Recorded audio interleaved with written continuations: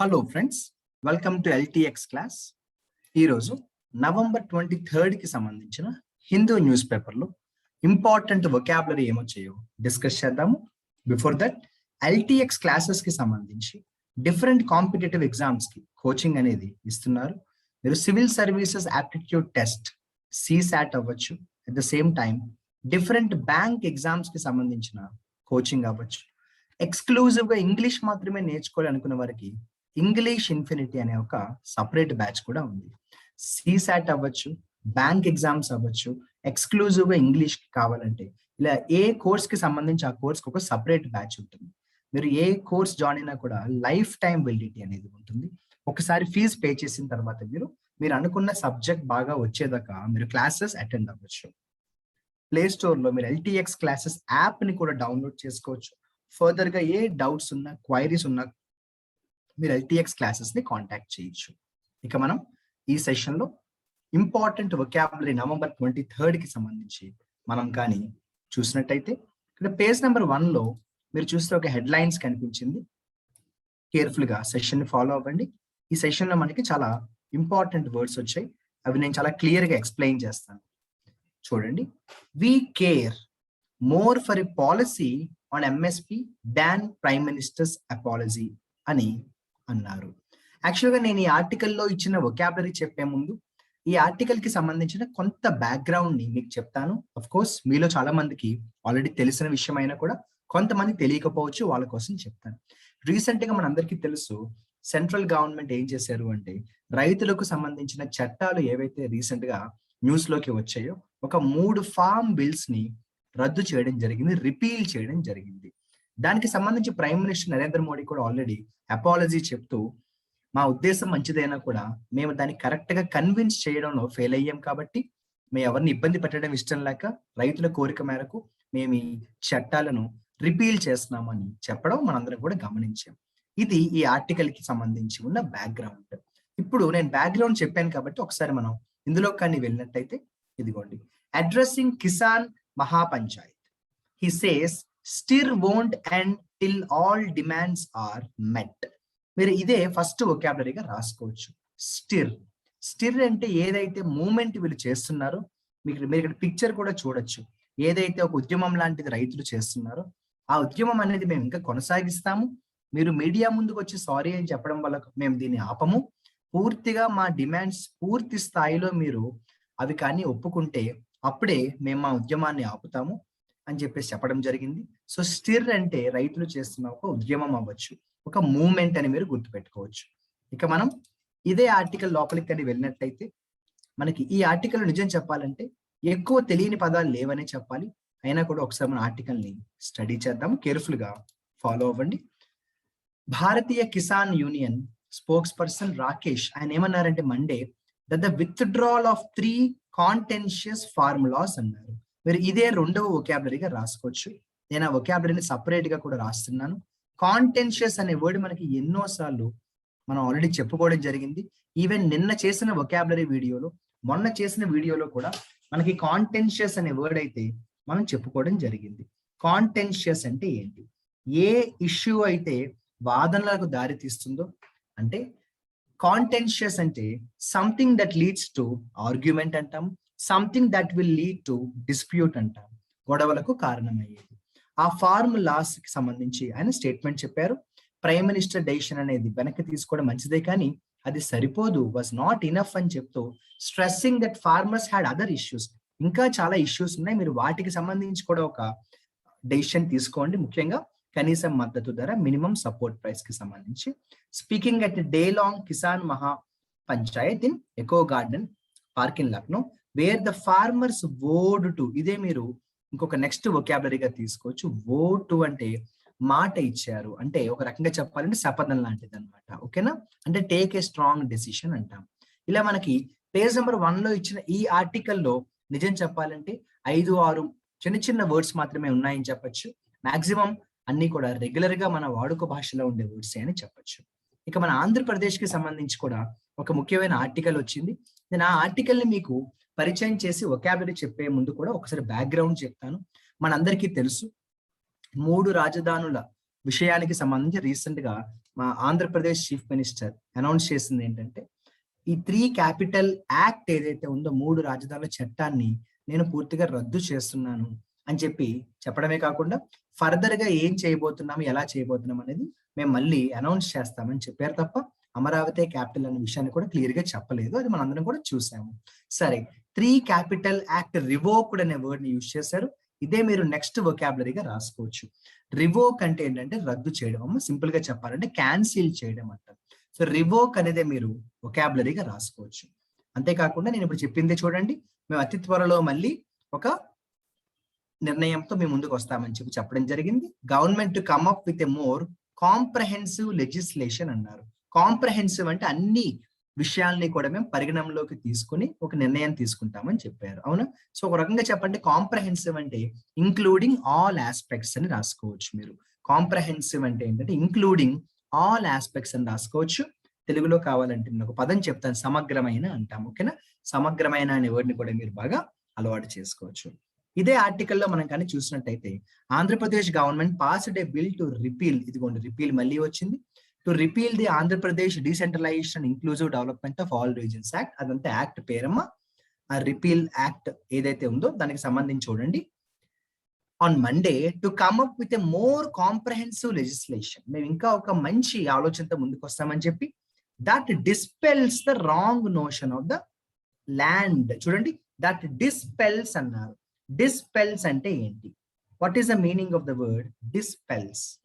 Dispels అంటే ఏంటి అంటే రద్దు చేయడం లేదంటే తొలగించడం అంటాం. అంటే ఏం లేదమ్మా, ఏవైతే అపోహలు ఉన్నాయో ఆ అపోహలను మేము తొలగించే దిశగా సమగ్రమైన ఒక చట్టంతో మళ్ళీ మేము ముందుకు వస్తామని చెప్పారు. యాజ్ ఇట్ ఈస్ ఇదే సెంటెన్స్ మీరు తెలుగులో అర్థం చేసుకుంటే ఇంగ్లీష్ లో ఈజీగా ఉంటుంది. So in order to dispel all rumours and all bad notions of the farmers we will come back with a comprehensive legislation అనే వర్డ్ ని మీరు ఈజీగా అలవాటు చేసుకోవచ్చు. అంతేకాకుండా ఇదే ఆర్టికల్లో కానీ మనం చూసినట్టయితే వేరొక వొకాబులరీ కూడా ఏమైనా ఉందేమో ఒకసారి మనం స్టడీ చేద్దాం. కేర్ఫుల్ గా ఆర్టికల్ ని మీరు ఫాలో అవ్వండి. ఇదిగోండి ఇక్కడ ఏమన్నారో చూడండి. According to the bill which was moved by finance and legislative affairs Buggana Rajendra Prasad, the repeal of the acts was intended అంటే ఉద్దేశం ఏంటి అంటే to undertake further study and consultations to impart more clarity అన్నారు. ఇదంతా కూడా మన అసెంబ్లీలో ఆల్రెడీ వాళ్ళు మాట్లాడుకున్న మాటలు విన్నాము. ఇక్కడ ఒక ముఖ్యమైన పదం కోసం నేను మీకు ఆర్టికల్ ని పరిచయం చేస్తాను. ఎగ్జాస్టివ్ ఎక్స్ప్లెనేషన్ అన్నారు. ఎగ్జాస్టివ్ అంటే కూడా ఏంటంటే పూర్తి స్థాయిలో అంటాం, ఇంక్లూడింగ్ ఆల్ అంటాం. ఎగ్జాస్టివ్ అంటే కూడా సమగ్రమైన అంటాం. ఆల్రెడీ మీరు గమనించినట్టయితే కాంప్రహెన్సివ్ అనే వర్డ్ వచ్చింది, ఎగ్జాస్టివ్ అనే వర్డ్ కూడా మనం ఇక్కడ డిస్కస్ చేయడం జరిగింది. ఓకేనా? రైట్. ఇక మనం కానీ చూసినట్టయితే పేజ్ నెంబర్ 2 లోకి వెళ్దాము. పేజ్ నెంబర్ 2 లో మనకు ఒక ఇంపార్టెంట్ ఆర్టికల్ వచ్చింది, అదేంటో డిస్కస్ చేద్దాము. అయితే పేజ్ నెంబర్ 2 లో కానీ మనం చూసినట్టయితే ఇక్కడ చూడండి. రైట్, ఇక్కడ పేజ్ నెంబర్ 2 లో స్టార్టింగ్ లోనే మీకు ఒక పిక్చర్ కనిపిస్తుంది. అంటే భయంకరమైన గాలులు అలాగే తుఫానుకు సంబంధించి రకరకాల పిక్చర్స్ వాళ్ళు ఇక్కడ మెన్షన్ చేశారు. అంటే గతంలో పరిస్థితి ఎలా ఉండేది, కొన్నేళ్ల క్రిందట ఉదాహరణకి 2013లో కూడా మనకి రకరకాల పేర్లతో ఉన్న సైక్లోన్స్ వచ్చినప్పుడు పరిస్థితి ఎలా ఉంది అని చెప్తూ వాళ్ళ సైక్లోన్స్ పేర్లు కూడా మెన్షన్ చేశారు. ఇక్కడ కానీ మీరు చూసినట్టయితే ఒక ఇంపార్టెంట్ ఆర్టికల్ వచ్చింది, అది కేర్ఫుల్ గా అబ్జర్వ్ చేయండి. అంటే ఇక్కడ పిక్చర్ రాశారు, ఎక్కువ వాళ్ళు దానికి సంబంధించి వాళ్ళు ఏమి ఎక్కువ డీటెయిల్స్ మెన్షన్ చేయలేదు. కానీ అంటే ఆ యాక్ట్ ఆ బీభత్సానికి సంబంధించి వాళ్ళు ఒక రకమైన పిక్చర్ ని మెన్షన్ చేశారు. పిక్చర్ ని మెన్షన్ చేయడమే కాకుండా ఒక హెడ్లైన్స్ పెట్టారు. హెడ్లైన్స్ మీరు కేర్ఫుల్ గా చూడండి. వాళ్ళు ఇచ్చిన హెడ్లైన్స్ లో ఏమన్నారో చూడండి. ది ఆఫ్ట్ బ్యాటర్డ్ కోస్ట్ అన్నారు. ది ఆఫ్ట్ బ్యాటర్డ్ కోస్ట్ చూసారా? బ్యాటర్డ్ అంటే ఏంటో నేను చాలాసార్లు ఆల్రెడీ చెప్పడం జరిగింది.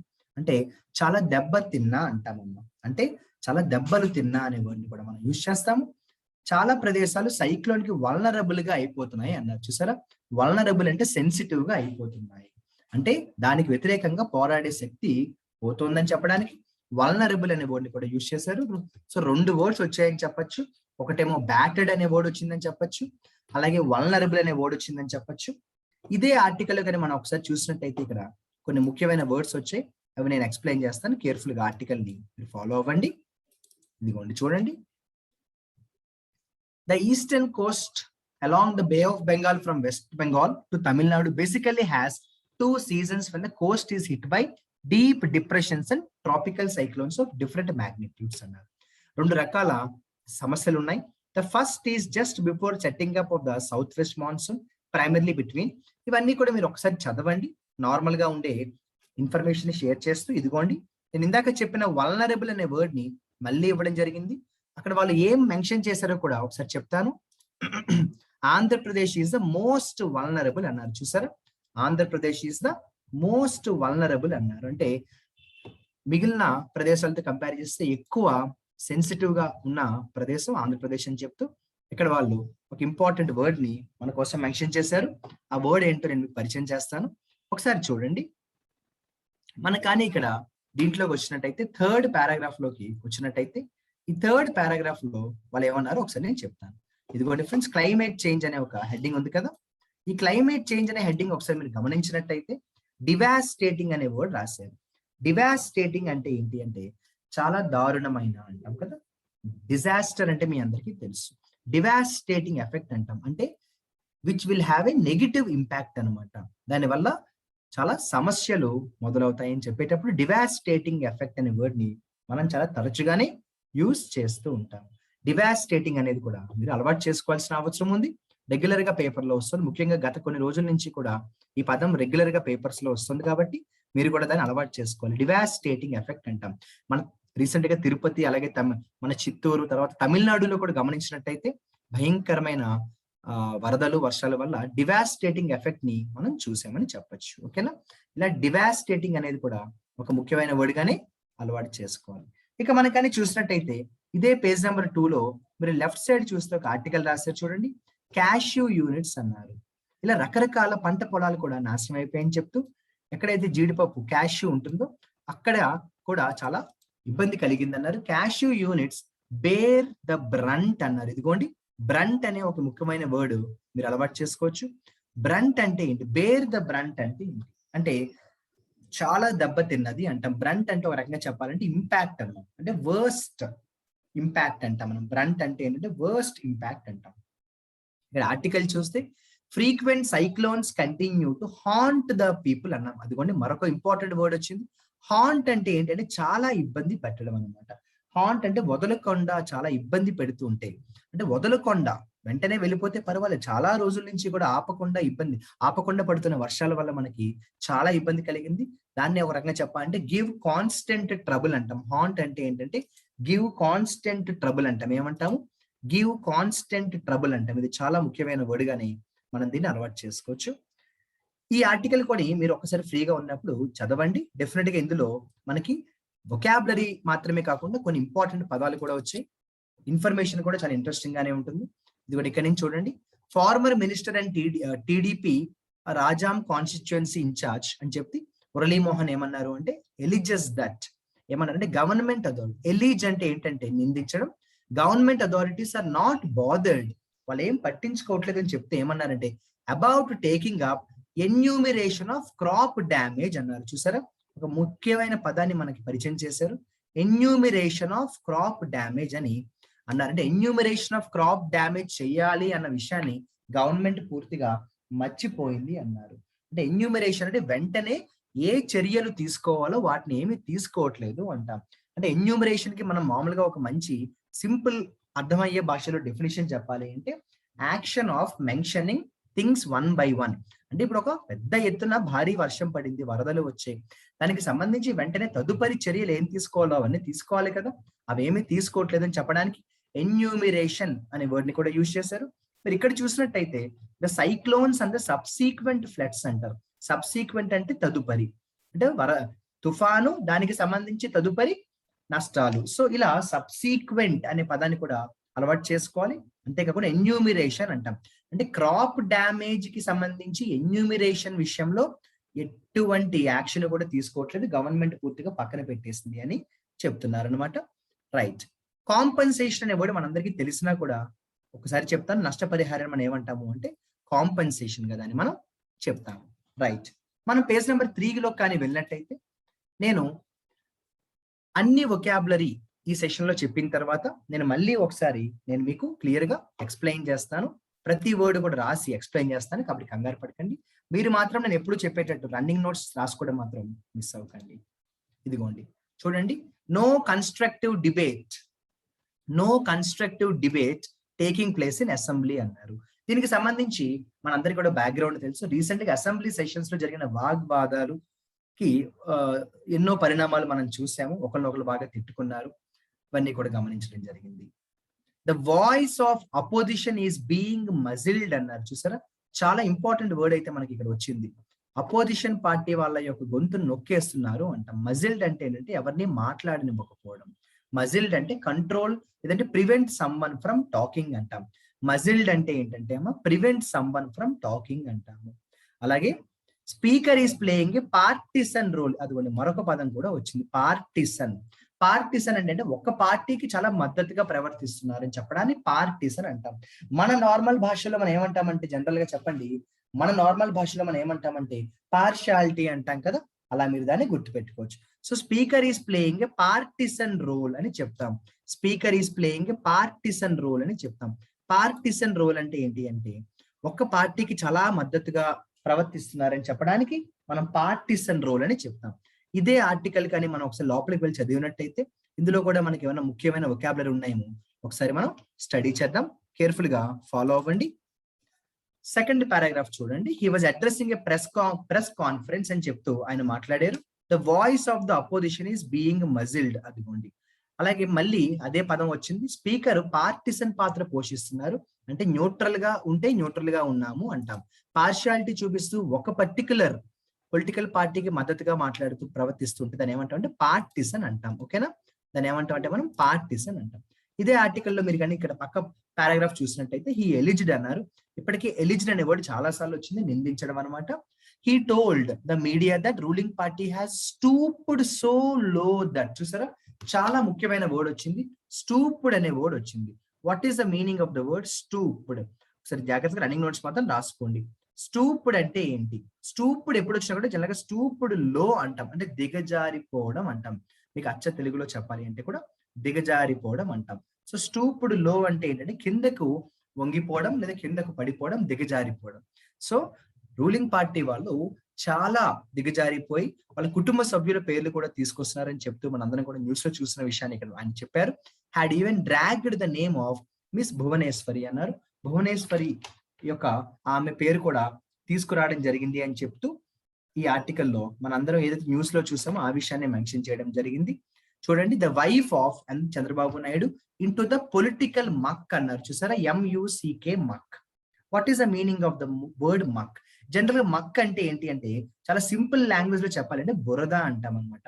అంటే ఈ రాజకీయ బురదలోకి కుటుంబ సభ్యుల పేర్లను ఎందుకు తీసుకురావాల్సిన అవసరం ఉంది అంటాం.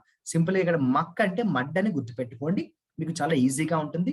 లేకపోతే మక్ అంటే డర్ట్ అనే వర్డ్ గుర్తుపెట్టుకోండి, డర్ట్. ఈ రాజకీయ బురదలోకి కుటుంబ సభ్యులు అవసరమా అన్నాం. సో మీరు ఎలా గుర్తుపెట్టుకోవాలి అంటే పొలిటికల్ మక్ అని మీరు అలవాటు చేసేసుకుంటే అది బాగా గుర్తుంటుంది ఫ్రెండ్స్. పొలిటికల్ మక్ అంటాం. ఏమంటాం? పొలిటికల్ మక్ అంటాము.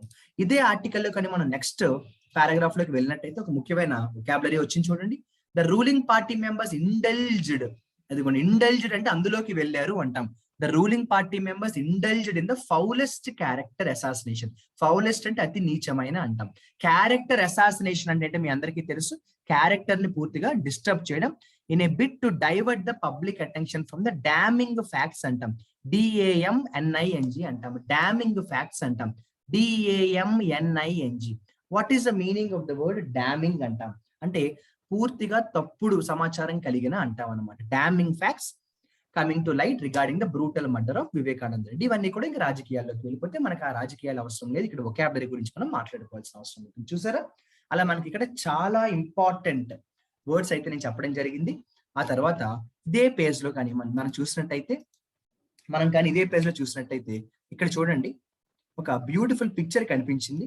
ఈ పిక్చర్ లో ఒక ఫ్యామిలీ దీపాలు వెలిగిస్తూ ఇక్కడ ఒక మంచి వర్డ్ నాకు కనిపించింది. ఆ వర్డ్ మీతో షేర్ చేసుకోవాలని నాకు అనిపించింది. ఈ పిక్చర్ కి సంబంధించి ఎక్కువ మ్యాటర్ ఏమీ రాయలేదు, కానీ చక్కగా వాళ్ళు ఏమన్నారంటే డిస్పెల్లింగ్ డార్క్నెస్ అన్నారు. ఇటువంటి ఎక్స్ప్రెషన్స్ ద్వారానే మనకి బాగా గుర్తుంటాయి. పెద్ద పెద్ద సెంటెన్సెస్ ద్వారా గుర్తుండే విషయాల కంటే సింపుల్ గా చూడండి, డిస్పెల్లింగ్ డార్క్నెస్ అన్నారు. అంటే ఏమై ఉంటుంది? దీపాలు మనం ఎందుకు వెలిగిస్తాం చెప్పండి? చీకటిని తొలగించడానికి. సో డిస్పెల్ అంటే ఏంటంటే చీకటిని పూర్తిగా తొలగించడానికి అన్నమాట. చీకటిని పూర్తిగా మనం దాన్ని మేక్ డిసపియర్ అంటాం అనమాట. సో డిస్పెల్లింగ్ డార్క్నెస్ అంటే చీకటిని పూర్తి స్థాయిలో తొలగించడానికి అంటాం మనం. ఓకే, ఇందాక కూడా ఒక చోట మనకి డిస్పెల్ అనే వర్డ్ అయితే వచ్చింది.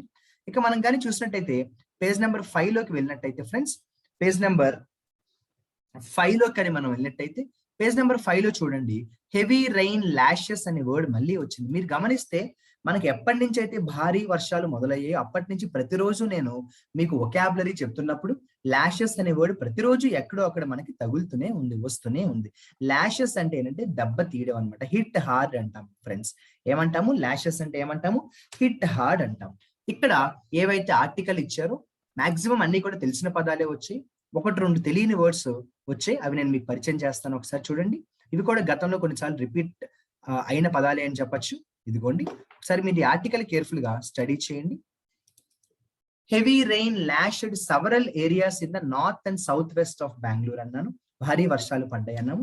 Rain water inundated many homes. అవునా కాదా ఫ్రెండ్స్? మీరే నిజంగా చెప్పండి, ఎన్నిసార్లు మనకి వొకాబులరీ వచ్చింది? అఫ్ కోర్స్ ఈ వీడియో ఫస్ట్ టైం చూస్తున్న వాళ్ళకైతే ఇది కొత్తగా అనిపించవచ్చు, ఇనండేటెడ్. కానీ రెగ్యులర్ గా ఎవరైతే మన ఆస్పిరెంట్స్ రెగ్యులర్ గా వీడియో చూసే వాళ్ళు ఉన్నారు, వాళ్ళకి ఈ పదం బాగా తెలిసిన పదమే.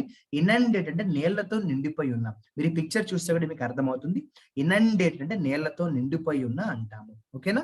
ఇదే ఆర్టికల్లో కానీ మనం నెక్స్ట్ లోకి వెళ్ళినట్టయితే, కొంచెం కిందకి మనం వెళ్ళినట్టయితే ఇక్కడ మరొక ఇంపార్టెంట్ వొకాబులరీని నేను మీకు పరిచయం చేస్తాను. కేర్ఫుల్ గా అబ్జర్వ్ చేయండి. ద సింగాపురా లేక్ అని కొన్ని లేక్స్ పేర్లు చెప్తూ హ్యావ్ ఓవర్ఫ్లోడ్ అంటే వాటి నీటి మట్టం దాటి కూడా నీళ్లు బయటికి వచ్చేసాయి. Turning roads in the vicinity అంటే ఏంటి అంటే ఏవైతే సమీపంలో ఉన్నాయో. విసినిటీ అంటే ఏంటంటే నియర్ బై అంటామమ్మ. విసినిటీ అంటే లొకాలిటీ అంటాం అనమాట. విసినిటీ అంటే ఏవైతే సమీపంలో చాలా దగ్గరగా ఉన్న రోడ్లు ఉన్నాయో అవన్నీ ఎలా మారిపోయి? రివులెట్స్ గా మారిపోయాట. ఎలా మారిపోయి? రివులెట్స్ గా మారిపోయాట. ఫ్రెండ్స్, రివులెట్ అంటే ఏంటో తెలుసా? చిన్న చిన్న చెరువుల్లాగా మారిపోయి అంట. రివులెట్ అంటే స్మాల్ స్ట్రీమ్స్ ఆఫ్ వాటర్ అని చెప్తాం మనం. రివులెట్స్ అంటే స్మాల్ స్ట్రీమ్స్ ఆఫ్ వాటర్ అని చెప్తాం. ఉదాహరణకి మీరు కానీ పిక్చర్ చూస్తే, ఇక్కడ మీకు కనిపిస్తున్న పిక్చర్ చూడండి. ఇక్కడ మీకు కనిపిస్తున్న పిక్చర్ యాక్చువల్గా అది చెరువు లాగా ఉంది, కానీ చెరువు కాదు, మామూలుగా రోడ్డు బిల్డింగే. మీరు చూస్తే అక్కడ కొంతమంది దిగుతున్నారు, చూసారా? అంటే అది మామూలుగా రోడ్డు బిల్డింగ్ అపార్ట్మెంట్ లాంటిది అనుకోండి, కానీ చెరువులాగా అయిపోయింది. దాన్ని ఏమంటామంటే రివులెట్ అని మీరు ఈజీగా గుర్తుపెట్టుకోవచ్చు. చూసారా? మనకి ఎప్పుడైతే పిక్చర్స్ తో కానీ మంచి మంచి ఎగ్జాంపుల్స్ తో కానీ ఇటువంటివి చదువుకుంటామో ఎంత బాగా గుర్తుంటాయంటే అంత బాగా గుర్తుంటాయి. ఇనండేటెడ్ అనే వర్డ్ కూడా ఎన్నో సార్లు మనకి ఎగ్జామ్స్ లో ఖచ్చితంగా వస్తున్న పదమే. అలాగే రెస్క్యూయింగ్ అంటాము. RESCUING. రెస్క్యూ అంటే కాపాడ్డం నాన్న. రెస్క్యూ అంటే ఏంటి అంటే కాపాడ్డం అమ్మ. రెస్క్యూ అంటే ఏంటి అంటే కాపాడ్డం అమ్మ. రైట్ ఫ్రెండ్స్, మరొక్కసారి ఈ సెషన్ లో ఒక్కసారి ఏవైతే మనకి ముఖ్యమైన వర్డ్స్ వచ్చాయో మరి నేను మీకోసం వాటిని ఒకసారి మళ్ళీ రివైజ్ చేస్తున్నాను. అలా రివైజ్ చేయడం వల్ల ఉద్దేశం ఏంటి అంటే మీకు బాగా గుర్తుంటాయి. ముందుగా నేను డిసెండింగ్ ఆర్డర్ లోనే వస్తాను. ఇప్పుడే చెప్పాను, రోడ్లన్నీ కూడా నేలతో నిండిపోయాయి అని చెప్పే కోణంలో చెప్పే ఉద్దేశంలో ఇనండేటెడ్ అనే వర్డ్ ని మనం చూసాం. రోడ్లు కూడా చెరువులాగా మారిపోయాయని చెప్తాము. చిన్న చిన్న చెరువులు ఏమంటామంటే రివులెట్ అనే ఒక పదంతో పరిచయం చేశాం. ఏ రోడ్లు అయితే సమీపంలో ఉన్నాయో అంటాము. సమీపంలో ఉండడాన్ని విసినిటీ అనే పదంతో నేను చక్కగా చెప్పడం జరిగింది. అంతేకాకుండా ఫ్రెండ్స్, ఒక అద్భుతమైన పిక్చర్ ని నేను మీకు చూపించాను. ఒక మంచి ఫ్యామిలీ, ఒక బ్యూటిఫుల్ ఫ్యామిలీ దీపాలు వెలిగిస్తున్నారు. ఆ దీపాలు వెలిగించడానికి నేను వాళ్ళు పెట్టిన హెడ్లైన్స్ గుర్తుందా? డిస్పెల్లింగ్ డార్క్నెస్ అనే వర్డ్ ని యూజ్ చేశారు. డిస్పెల్ అంటే ఏంటి అంటే చీకటిని తొలగించడం. ఇక మనం అసెంబ్లీకి సంబంధించి ఏదైతే గొడవ జరిగిందో దానికి సంబంధించి కొంతమంది అపోజిషన్ వాళ్ళు ఏమన్నారంటే మా నోరు నొక్కేశారు అన్నారు. మా నోరు నొక్కడాన్ని ఏమంటాము అంటే మజిల్డ్ అంటాము. అలాగే చాలా దిగజారుడు రాజకీయాన్ని వాడుతున్నారు. దిగజారడాన్ని ఏమంటామంటే స్టూపుడ్ లో అంటాం. గుర్తుందామా? చాలా ముఖ్యమైన పదంగా దీన్ని మనం చెప్పొచ్చు. దిగజారుడు రాజకీయం అంటే స్టూపుడ్ లో అంటాము. అలాగే రాజకీయ బురదలోకి కుటుంబ సభ్యులు ఎందుకు అన్న ఒక సెంటెన్స్ లో రాజకీయ బురద అన్నప్పుడు పొలిటికల్ మక్ అనే ఒక బ్యూటిఫుల్ వర్డ్ ని మీకు పరిచయం చేశాను. మీరు మక్ అని గుర్తుపెట్టుకోవడం కంటే పొలిటికల్ మక్ అని గుర్తుపెట్టుకోవాలి. అప్పుడే ఇంకా బాగా గుర్తుంటుంది, ఎక్కువ రోజులు మనం గుర్తుపెట్టుకోవచ్చు. భారీ వర్షాలు చాలా ప్రదేశాల్లో ల్యాష్ చేసాయి అన్నాను, గట్టిగా దెబ్బ కొట్టేయి, దెబ్బ తీసేయి అంటుంటాము. అలాగే వెంటాడుతున్నాయి చాలా మందిని వర్షాలు అని చెప్పడాని హాంట్ అనే వర్డ్ ని కూడా మనం యూజ్ చేసాము. హాంట్ అంటే చాలా రోజుల నుంచి వెంటాడి ఇబ్బందికి గురి చేస్తున్నాయని చెప్పడానికి హాంట్ అనే వర్డ్ మనం యూజ్ చేసాం. అలాగే అపోజిషన్ పార్టీ వాళ్ళు ఏమన్నారంటే స్పీకర్ కూడా ఒక పార్టీకే మద్దతు ఇస్తూ పార్షియాలిటీ చూపిస్తున్నారు, పార్టిసన్ గా బిహేవ్ చేస్తున్నారు అంటాము.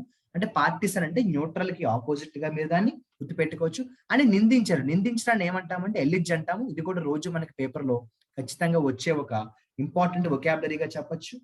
ఏవైతే చర్యలు తీసుకోవాలో ఏవైతే మనకి పంటలు నష్టపోయాయో వాటికి సంబంధించి చర్యలు ఏమి తీసుకోవట్లేదు అని చెప్పడాన్ని ఎన్యూమరేషన్ గా చెప్తాము. అంటే ఎన్యూమరేషన్ అంటే action of mentioning of things one by one మాట. ఎన్యూమరేషన్ అనే వర్డ్ ని నేను మీకు పరిచయం చేశాను, అలవాటు చేసుకోండి. మీరు కూడా దాని మీద కొంత రీసెర్చ్ చేసి టైం స్పెండ్ చేయండి. అంతేకాకుండా క్యాష్యూ క్రాప్ కి సంబంధించి బేర్ ద బ్రంట్ అనే ఒక ఎక్స్ప్రెషన్ మీకు పరిచయం చేశాను. బేర్ ద బ్రంట్ అంటే ఏంటంటే ఎక్కువ దెబ్బ తిన్నాయి అని చెప్పడాన్ని, ఎక్కువ ఇబ్బంది పడ్డాయి అని చెప్పడాన్ని బేర్ ద బ్రంట్ అంటాము. అదొక ఇడియం గా కూడా చెప్పొచ్చు. భారీ వర్షాలకు చాలా చెట్లు కూడా మనకి పూర్తిగా ఊడిపోయాయి, చెట్లు కూడా విరిగి పడిపోయాయి అని చెప్తాము. అంటే వేళ్లతో సహా పడిపోవడాన్ని అప్రూటెడ్ అనే వర్డ్ గా చెప్తాము. చాలా ముఖ్యమైన వర్డ్ ఇది, గుర్తుపెట్టుకోండి. భయంకరమైన ప్రభావాన్ని మనం డివాస్టేటింగ్ ఎఫెక్ట్ అని చాలా సార్లు మనం చూస్తే డివాస్టేటింగ్ అనే వర్డ్ మనకి ఎన్నోసార్లు కనిపించింది. డివాస్టేటింగ్ ఎఫెక్ట్ అనే వర్డ్ ని మనం చాలా సార్లు చూడడం జరిగింది. అంతేకాకుండా చాలా ఊళ్ళు వల్నరబుల్ గా మారిపోతున్నాయి అన్నాము, సెన్సిటివ్ గా మారిపోతున్నాయి అన్నాము. వల్నరబుల్ అంటే చాలా త్వరగా దెబ్బతినే అవకాశం ఉంటాయి. అంతేకాకుండా ఇక మన ఆంధ్రప్రదేశ్ అసెంబ్లీకి సంబంధించి చూసినట్టయితే మేము ఆ 3 రాజధానుల యాక్ట్ ని రిపీల్ చేస్తున్నాము అని చెప్పారు. రిపీల్ అనే వర్డ్ మీరు యూజ్ చేసుకోవచ్చు. లేదు ఒకవేళ రిపీల్ అనే వర్డ్ వద్దు అనుకుంటే మరొక వర్డ్ కూడా మీకు పరిచయం చేశాను. రిపీల్ అనే వర్డ్ వద్దు అనుకున్నప్పుడు మీకు మరొక వర్డ్ పరిచయం చేశాను. దాన్ని ఏమంటాము అంటే రివోక్ అనే వర్డ్ కూడా మీకు పరిచయం చేశాను. చూసారా, రివోక్ అనే వర్డ్ కూడా పరిచయం చేశాను. అయితే ఆంధ్రప్రదేశ్ కి సంబంధించి జగన్మోహన్ రెడ్డి ఏమన్నారంటే మేము ఈ 3 రాజధానుల దాన్ని రివోక్ చేస్తున్నాం, కానీ మరి కొత్త ఆలోచనతో మీ ముందుకు వస్తామని చెప్పడాన్ని సమగ్రమైన ఆలోచన అని చెప్పడానికి కాంప్రహెన్సివ్ అనే వర్డ్ ని యూజ్ చేశారు. కాంప్రహెన్సివ్ అనే వర్డ్ ని యూజ్ చేశారు. కాంప్రహెన్సివ్ అంటే సమగ్రమైన అనే ఒక ఆలోచన రావచ్చు, ఒక అర్థం రావచ్చు. అంటే ఇంక్లూడింగ్ ఆల్ అంటాం. దానికి సేమ్ అదే మీనింగ్ ఉండే మరొక వర్డ్ కూడా నేను పరిచయం చేశాను, ఎగ్జాస్టివ్ అంటాము. ఎగ్జాస్టివ్ అంటే ఏంటి అంటే నేను మళ్ళీ మిమ్మల్ని కలుస్తాను, సమగ్రమైన లేదా ఎగ్జాస్టివ్ అంటాము. అంతేకాకుండా మీరు చూసినట్టయితే రైతుల ఆందోళనకు సంబంధించి మోడీ కూడా రైతు చట్టాలను రిపీల్ చేశారు, రివోక్ చేశారు. అయితే రైతులు మాత్రం మా ఆందోళన అప్పుడే ఆపము అని చెప్పారు. అంటే మా స్టిర్ని మేము అప్పుడే ఆపము అని చెప్తూ ఒక శపథంలాగా తీసుకున్నారు. మా డిమాండ్స్ అన్నిటినీ కూడా మీరు చేస్తేనే మేము ఆపుతామని చెప్పారు. అయితే ఈ కాంటెక్స్ట్ లో నేను మీకు ఒక పదాన్ని పరిచయం చేశాను, కాంటెన్షియస్ అనే పదాన్ని నేను మీకు పరిచయం చేయడం జరిగింది.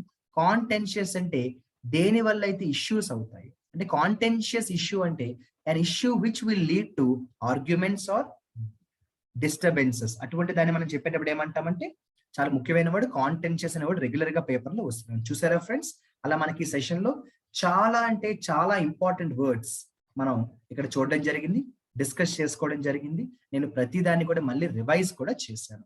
మళ్ళీ చెప్తున్నాను, మీరు రన్నింగ్ నోట్స్ రాసుకుంటూ ఈ వీడియో చూస్తే చాలా హెల్ప్ అవుతుంది. లేకపోతే గుర్తున్నట్టే ఉంటుంది కానీ 2-3 రోజులకి మర్చిపోతాము. ఫ్రెండ్స్, వొకాబులరీ చదివేమా లేదా అని కాదు, గుర్తు పెట్టుకునేలాగా చదివేమా లేదా అన్నది important. I hope everybody followed the session and I believe every aspirant watching this video also made a running notes from this. Wishing you very good luck and all the best. Next vocabulary class లో మిమ్మల్ని కలుస్తాను. Keep studying vocabulary. ఎటువంటి course కి సంబంధించి మీకు queries ఉన్నా కూడా LTX class ని మీరు కాంటాక్ట్ చేయొచ్చు friends. Wishing you very good luck and all the best. Signing off your Shyam sir.